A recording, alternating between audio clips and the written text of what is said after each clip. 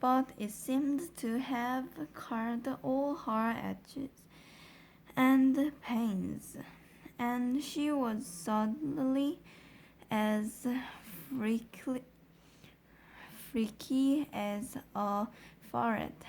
As soon as the crane had lowered her to the ground, she ran over to George's huge pony, Jack Forrest, and jumped onto his back. Dick's accent,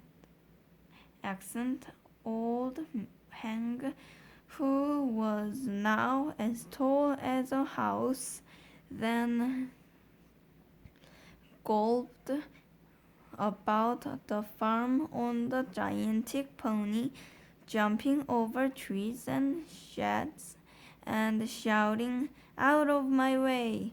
Clear the decks!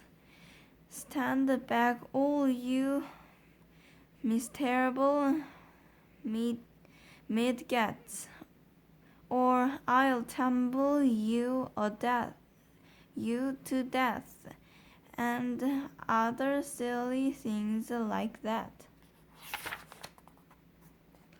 But because Grandma was now much too tall to get back into the house, she had to sleep that night on the hay barn with the mice and the rats. Mr. Cranky's great idea. The next day, George's father came down to breakfast in the state of greater excitement than ever. "I've been awake all night thinking about it," he cried. "About what, Dad?"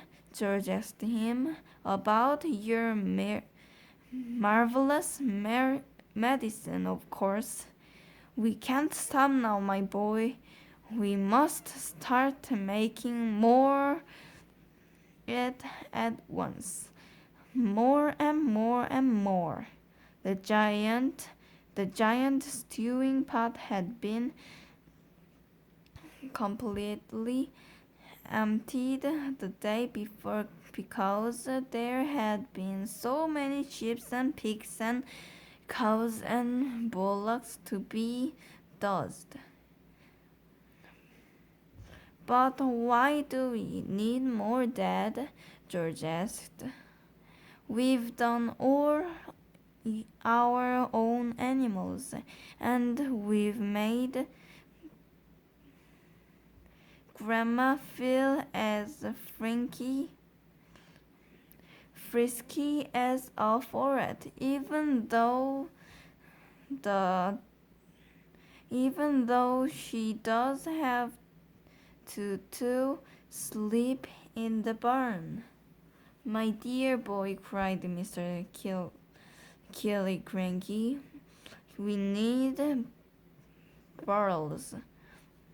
The barrels of it, tons and tons. Then we need sell it to every farmer in the world so that all of them can have giant animals. We will build a marvelous medicine factory and sell the stuff in bottles at 10 medicine and at $10 a piece. We will become rich, and you will become famous." "But wait a minute, Dad," George said. "There's no waiting," cried Mr. Cranky, working himself up so much that he put butter in his coffee and milk on his toast. "Don't you understand what this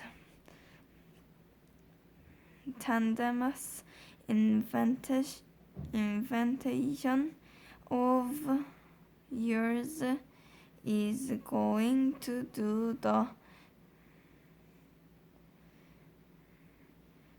to the world, nobody will never go hungry again.